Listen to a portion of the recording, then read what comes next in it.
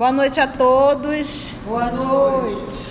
Hoje em um número menor por conta da pandemia, mas nós estamos reunidos para gravarmos o estudo do Evangelho. Aproveitando, óbvio, também vamos estudar e darmos a continuidade e poder alimentar o nosso canal com os novos estudos e poder atender a todos que estão em casa e que nesse momento não estamos podendo, nos reunir em um grupo maior, tá bom? Mas que possamos estar juntos nesse momento, que possamos estar unidos, sintam-se dentro aqui da sala de estudo, porque a bênção, ela também chega quando se há fé e boa vontade. Então nós vamos dar continuidade ao nosso estudo do Evangelho. Nós estamos no capítulo 27, item 13, pedi e obtereis. Nós vamos envolver a nossa amiga Lígia, que irá fazer a nossa prece de abertura. Em nome de Jesus, nos agradecemos por poder estar aqui, mais uma vez estudando a sua palavra, que a sua boa nova seja sempre um bálsamo nos nossos corações. Possamos usar sempre os obstáculos para crescer e nos fortalecer, para seguir em frente, seguindo o seu caminho de luz hoje e sempre. Agradecemos a espiritualidade amiga que aqui se encontra. Jesus, sabemos que estás aqui porque estamos reunidos em seu nome. Seja conosco, Senhor, hoje e sempre. Que assim seja. Então, vamos lá para o Evangelho, que Jesus nos conduza em mais esse trabalho. Então, vamos lá, falando da oração, e é o capítulo Pedi e Obtereis. Continua Kardec, são anotações de Kardec. Atendendo ao pedido que lhe é feito, Deus muitas vezes tem em vista recompensar a intenção, o devotamento e a fé daquele que ora. Então olha essa informação que o Kardec nos traz, que Deus vai avaliar sempre a intenção. Então, em verdade, eu estou pedindo isso, mas qual a intenção que está por detrás do meu pedido? Então, o que é avaliado não é o pedido, mas a intenção, o devotamento e a fé daquele que pede.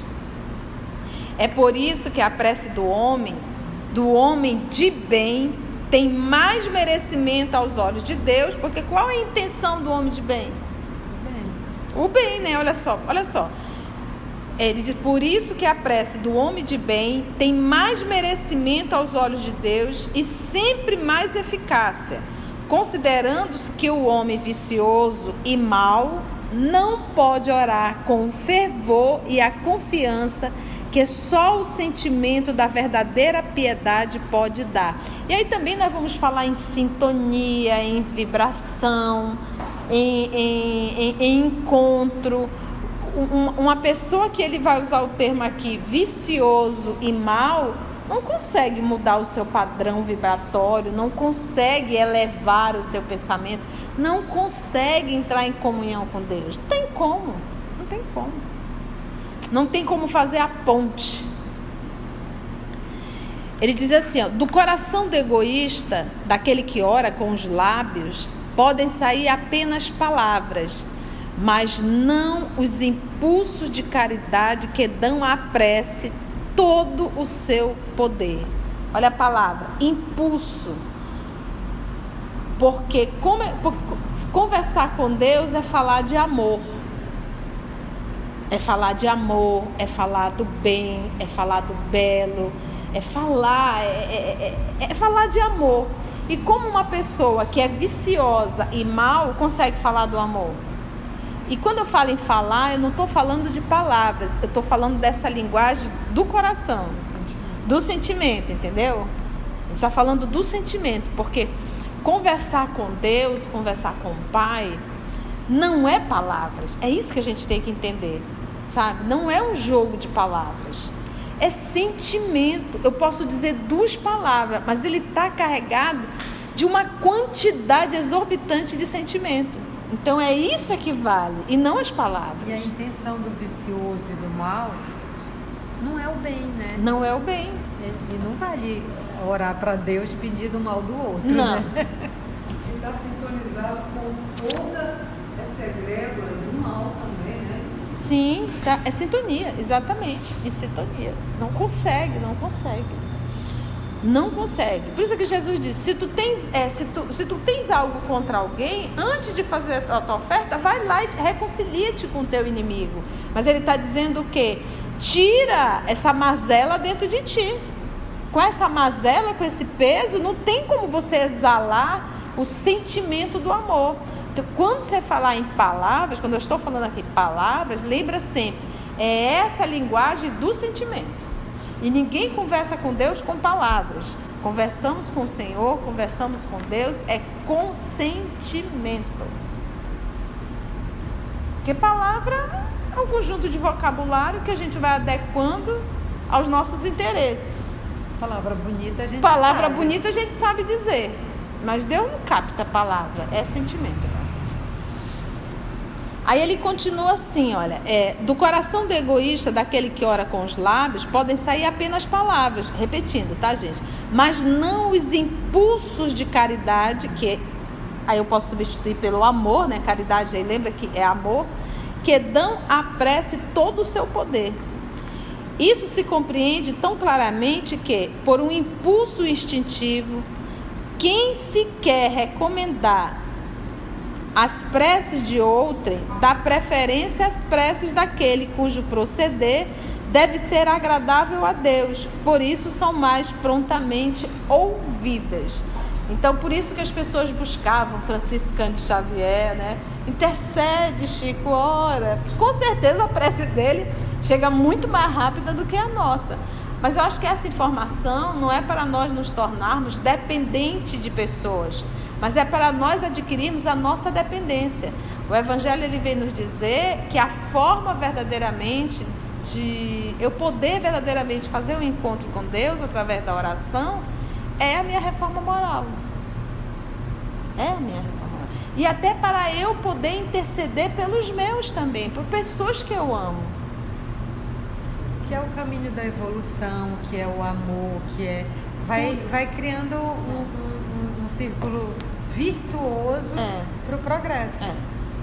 Em verdade, tudo que o nosso Senhor Jesus nos tem ensinado ao longo desses milênios mesmo, quando eu falo, não só da vinda dele, porque ele tem nos ensinado, desde quando ele mandou Sócrates, Forri, Lao Tse, Confúcio, quando ele mandou Buda, Krishna, isso tudo nós aprendemos na obra Caminho da Luz, Jesus enviou. Tanto é que as lições que o nosso Senhor Jesus veio trazer, eles também trouxeram. Só a diferença muito grande foi que Jesus ensinou, praticou, viveu e sentiu na pele. Ele é o tipo mais perfeito.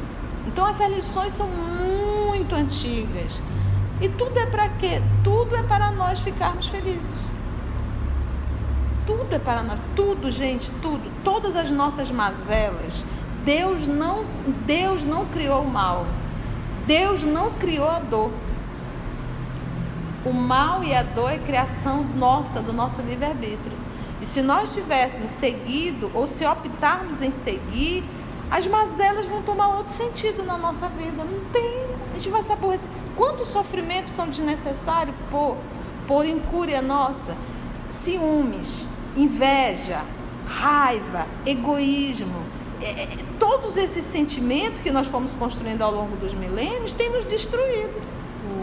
Estava lendo na Ivone, no Ressurreição e Vida, e tem um questionamento do que diz assim, mas por que a gente só aprende na dor? Né?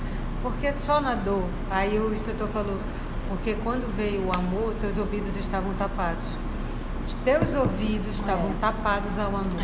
Exatamente. Porque então, as lições... Na realidade foi escolha tua, tu que quiseste isso. Nenhum terrícola pode dizer, eu não sabia. A gente pode dizer, por isso que os Espíritos nos chamam de rebeldes. Vocês são rebeldes. Rebeldes foi dito sim o que deveria ser feito, mas você se rebelou contra as lições. Por isso que a gente sofre. Então o sofrimento não faz parte do nosso progresso. O sofrimento foi algo que nós colocamos ao nosso progresso, que é o uso do livre-arbítrio. Mas vamos lá, mais um pouquinho. Isso se compreende tão claramente que, por um impulso instintivo, quem se quer recomendar as preces de outrem dá preferência às preces daquele cujo proceder deve ser agradável a Deus, né? No item 14 ele faz assim: já que a prece exerce uma espécie de ação magnética, poder-se-ia supor que o seu efeito depende da força fluídica. Mas não é assim que ocorre. Exercendo essa ação sobre os homens, os espíritos suprem, em caso de necessidade, a insuficiência daquele que ora, seja agindo diretamente em seu nome, seja lhe dando momentaneamente uma força excepcional, quando julgam digno desse favor, ou quando ela lhe pode ser proveitosa. Porque às vezes você vai fazer uma prece, às vezes até orar, aplicar um passe em alguém, e a sua vontade é muito grande, mas você não tem um magnetismo para isso, você não tem uma força fluídica para isso. Mas a espiritualidade ajuda, devido à tua boa vontade, o teu desprendimento. Entendeu? A gente vai ver muito isso na obra Paulo Estevam. Quantos trabalhos de cura Paulo realizou, e ele dizia que foi Jesus que fez? Porque verdadeiramente, né? É bonito isso, os espíritos suprem, né? Suprem. Te põe a caminho que o resto vai vir. Eu acho que cada dia, sabe, a gente tem aprendido isso. Buscai primeiro as coisas de Deus, as demais vos será dada por acréscimo. Seja fiel, né? Seja fiel a esse casamento, porque no Antigo Testamento Deus é chamado de esposo. E é realmente um casamento. E o casamento nesse movimento de parceria, de companheirismo, de fidelidade, né? É lindo isso, né? De assim, estamos juntos nisso, né? É maravilhoso. Muito bom. Aí ele continua mais. O homem que não se considera suficientemente bom para exercer uma influência salutar, não deve, por isso, abster-se de orar pelos outros, com a ideia de que não é digno de ser escutado. A consciência da sua inferioridade é uma prova de humildade. E a humildade é uma virtude. Sempre grata a Deus, que leva em conta a intenção caridosa que o anima. Então, por quê? Porque se a pessoa é humilde, se ela está naquele movimento de humildade, ela já não está na de orgulho da vaidade, né? É verdade? Gente, o que a gente tem que entender, parece assim que Deus vai assim, não vou atender o pedido da Mita, não. A Mita está muito orgulhosinha, vou deixar ela. Não é isso. Não é isso. Não é assim. É porque eu não falei a linguagem. Eu não acessei o canal. Eu não acessei o canal. Não tem como. Eu estou indicando para o número errado. É mais ou menos isso. É mais ou menos isso. Eu não acessei. Então não é questão de eu estar ali fazendo, não falou, não. É porque eu não entrei em comunhão com Deus. Só isso. É sintonia. Né? E às vezes, para ver quando a sintonia chega, que o pedido é excessivamente repetido, e às vezes que aquilo não é um bem para ti. Sim. Mas a tua intenção é tão forte, tão coisa que diz, então vai para te ver o que vai te acontecer, porque tu está pedindo. E à medida que a gente vai evoluindo, os nossos pedidos vão ficando menores, porque a gente começa a entender o seja feita a tua vontade, assim na terra como no céu. Olha, aconteça o que acontecer, gente, eu tenho feito isso na minha vida, e porque a gente vai adquirindo uma confiança plena em Deus. Eu não posso pedir, Ele é meu Pai, Ele sabe do que eu preciso. Eu não vou pedir, eu não vou. Aconteça o que acontecer, o que eu posso pedir? Senhor, me dá força para passar por isso. Isso eu peço, me dá força para eu passar por isso. Eu sempre digo, vai chegar uma hora que a gente vai fazer um exame e vai dar um resultado que não vai nos agradar.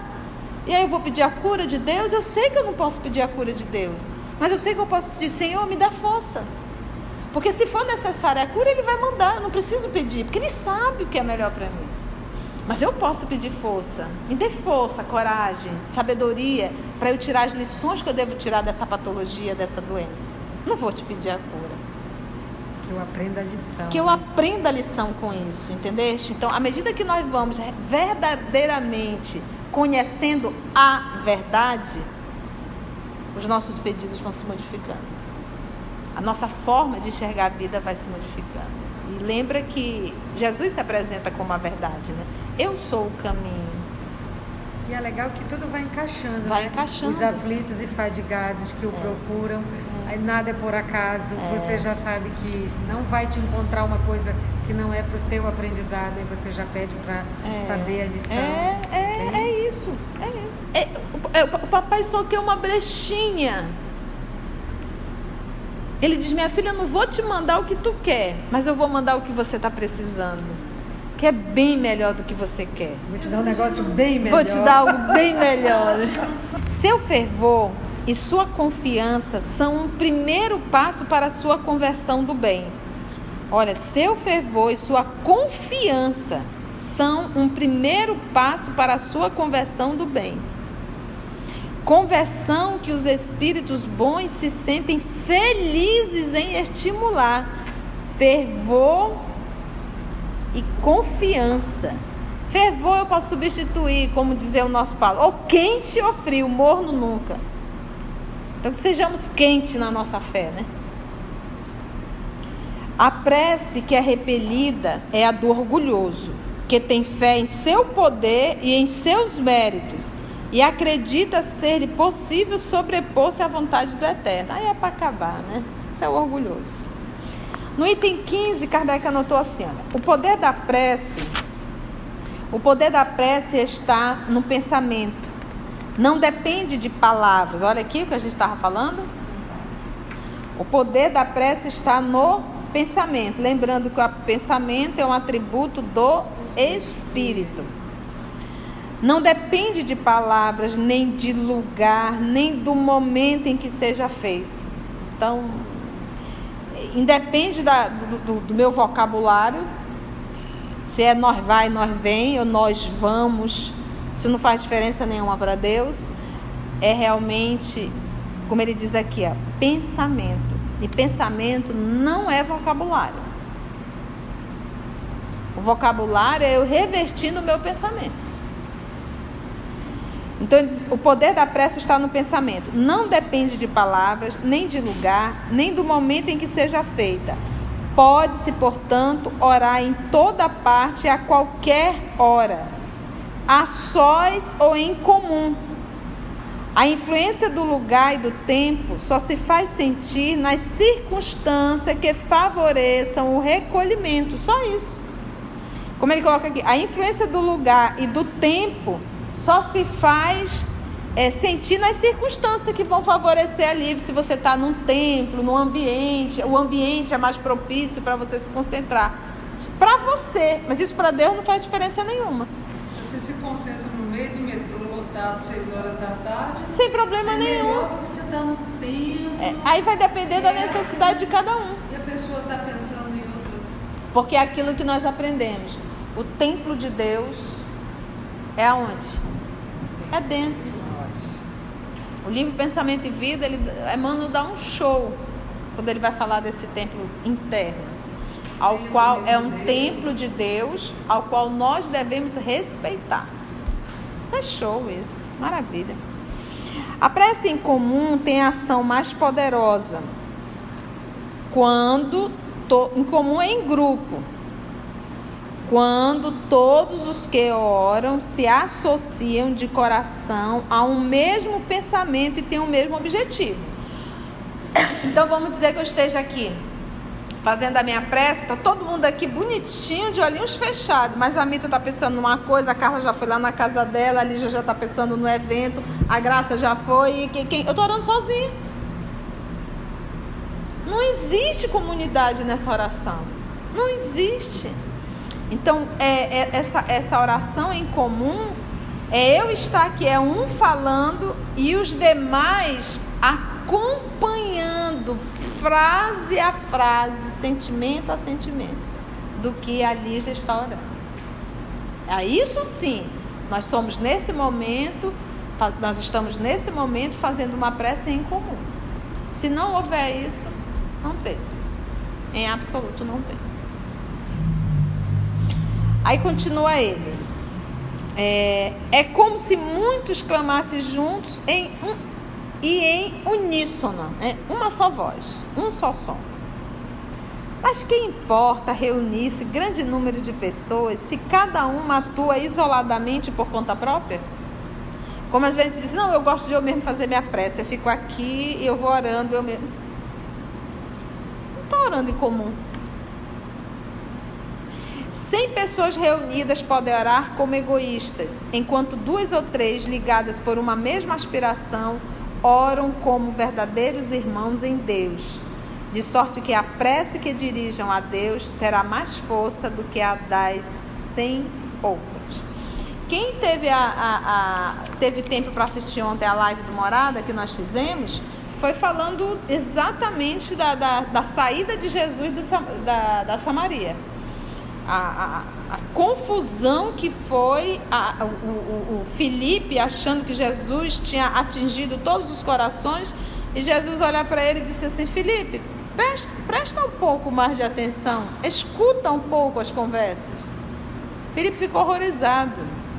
Na verdade, todo mundo ali sorrindo para Jesus, mas todos estavam falando mal de Jesus. E Filipe estava ali fascinado, empolgado com a multidão da Samaria. Então, a quantidade jamais quer dizer qualidade. A quantidade jamais quer dizer que atingiu o seu ponto, vamos dizer assim. É isso aí. Nós podemos fazer a preces inteligíveis, que é uma citação da carta de Paulo aos Coríntios? Sim. Vamos lá então? Nós finalizamos o item 15, que falava da ação da prece e a transmissão do pensamento. E agora nós vamos ver preces inteligíveis. E aqui o nosso querido Kardec vai comentar uma passagem do apóstolo Paulo, carta de Paulo, a 1 Coríntios, que está no capítulo 14, o versículo 11, o versículo 14, o versículo 16 e o versículo 17. Vamos ver aqui. Vamos ver a carta. Se eu não entender o que significam as palavras, serei um bárbaro para aquele a quem falo, e aquele que me fala será para mim um bárbaro. Se oro numa língua que não entendo, meu coração ora, mas a minha inteligência não colhe fruto. Se louvais a Deus apenas de coração, como é que um homem do número daqueles que só entendem a sua própria língua responderá amém no fim da vossa ação de graça? Já que ele não entende o que dizeis? Nós sabemos que a palavra amém é latim, que quer dizer assim seja, que está aqui, né? Eu não sei se a tradução era o João Ferreira de Almeida, né? Não, é Lemaitre de Sacy. Kardec usou Lemaitre de Sacy. Já que ele não entende o que dizeis, não é que a vossa ação não seja boa, mas os outros não se edificam com ela.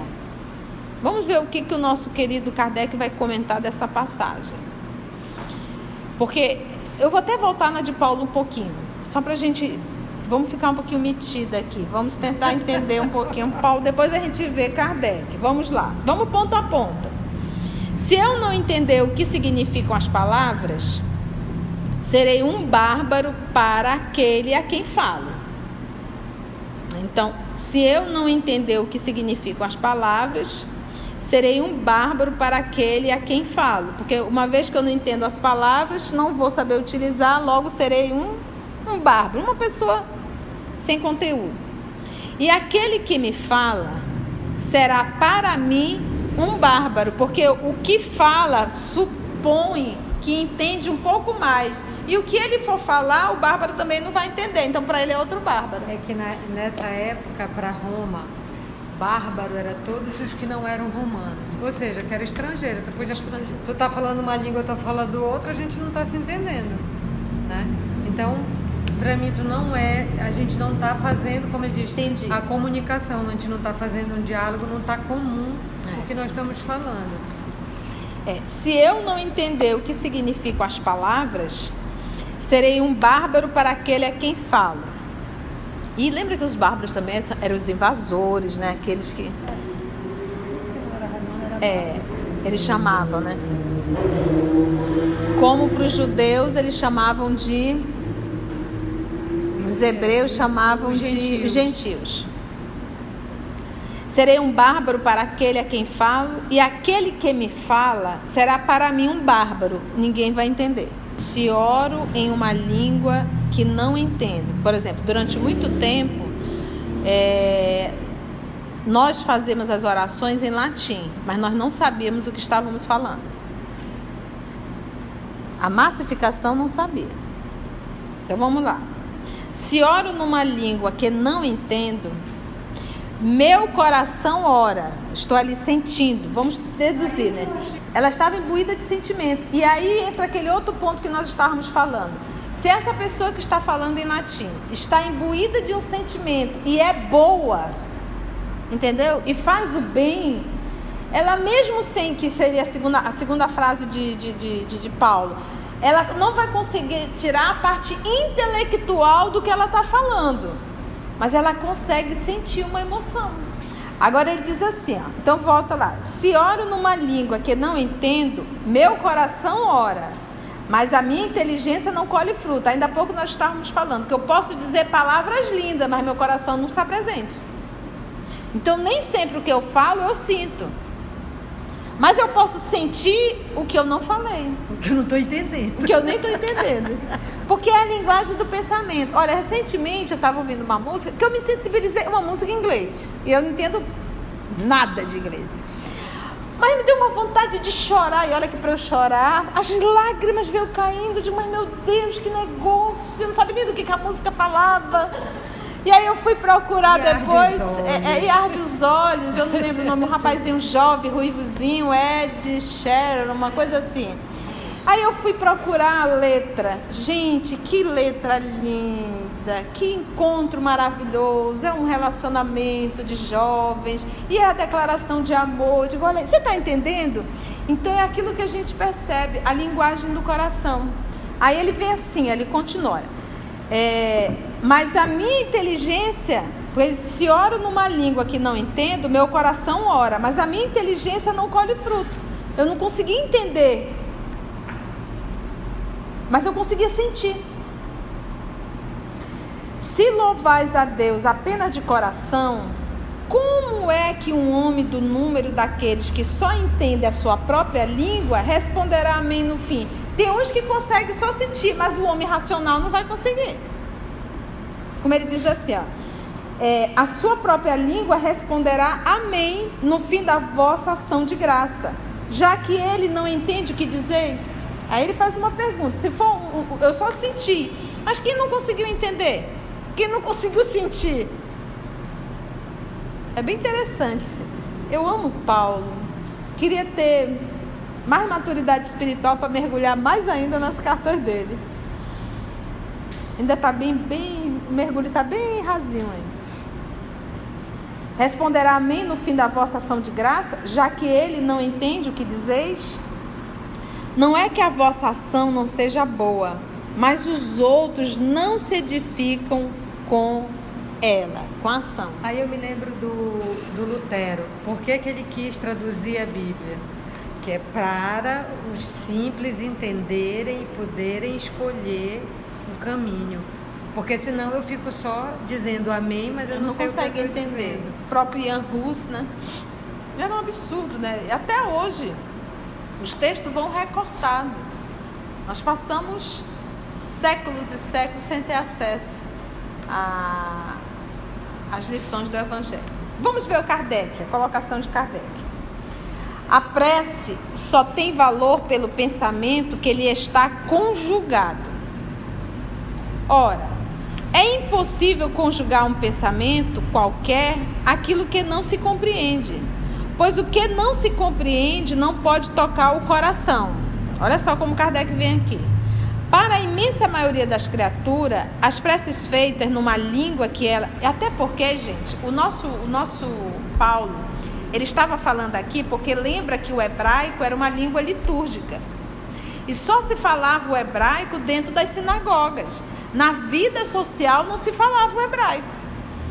Aqui nós falamos do latim, mas ele estava aqui se referindo ao hebraico. Ele sabia o hebraico porque ele era rabino. E dentro das sinagogas só se falava hebraico. E todo mundo concordava com tudo, mas a massificação não sabia. Por isso que quando ele foi dar uma palestra, que ele começou a falar em hebraico, todo mundo parou. Disse, quem é esse cara? Ele é o cara, porque tá dando uma palestra em hebraico. Então era uma língua litúrgica. Mas só que ninguém compreendia. Racionalmente não tinha como se compreender. E lembra que essa carta é aos Coríntios, e Coríntio era culto, era cosmopolita. Era. E em Corinto falava grego. Vou voltar. A prece só tem valor pelo pensamento que ele está conjugado. Então ele coloca prece e pensamento. Ele não está falando em sentimento, tá? Ora, é impossível conjugar um pensamento qualquer aquilo que não se compreende. Tu vê? Olha só. Pensamento, vamos lá, vamos ponto a ponto, vamos junto. Pois o que não se compreende não pode tocar o coração. Agora ele colocou o sentimento.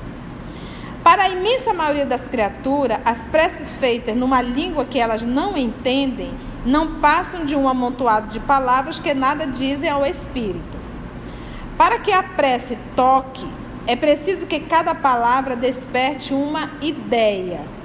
Ora, a palavra que não é entendida não pode despertar ideia nenhuma.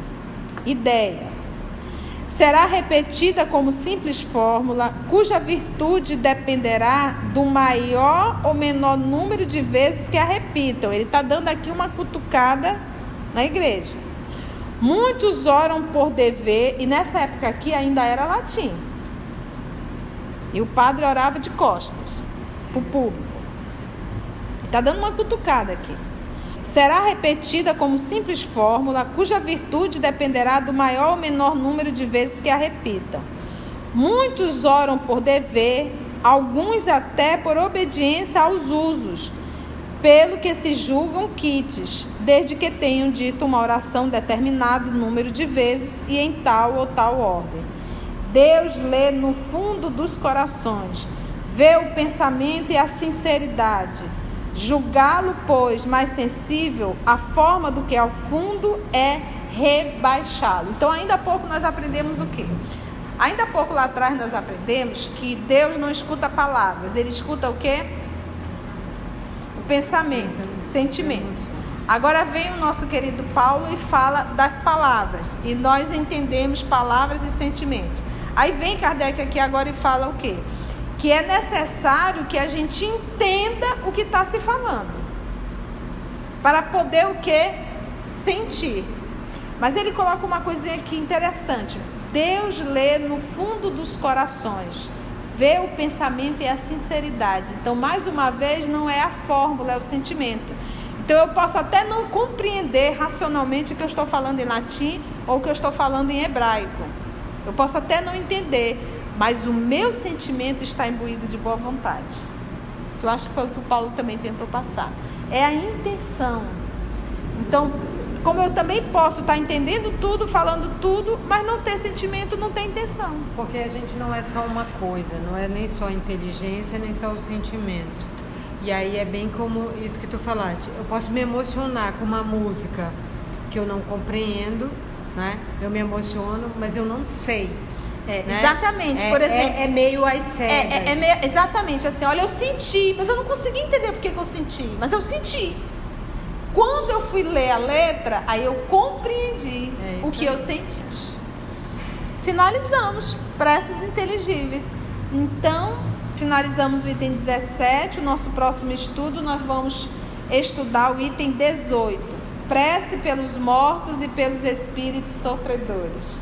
Então, agradecemos ao nosso Senhor Jesus por mais esse momento de estudo. Desejamos uma vida de muito aprendizado a todos nós e agradecemos a presença dos amigos espirituais. Até o nosso próximo estudo.